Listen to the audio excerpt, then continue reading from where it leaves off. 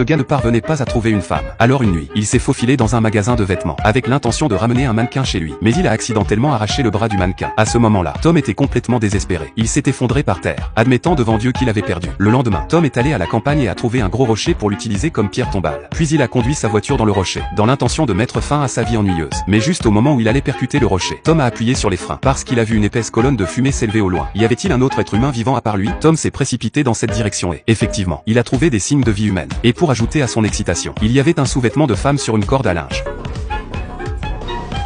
Peu de temps après, Tom s'est réveillé de sa torpeur, fixant la belle femme devant lui. Étant les deux derniers humains restés sur Terre, ils ont naturellement pris la responsabilité de repeupler la race humaine.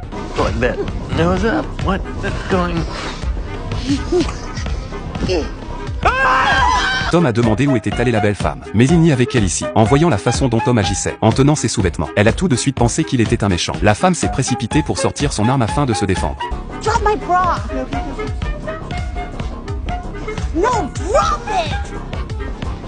Tom a rapidement expliqué qu'il était un homme bien et que tenir ses sous-vêtements était aussi dû au fait qu'il n'avait pas vu de personne vivante depuis 2 ans, ce qui avait suscité une certaine excitation. En voyant l'attitude sincère de Tom, la femme a rangé son arme. Ils se sont ensuite présentés.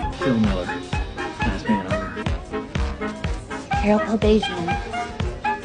Last woman on earth.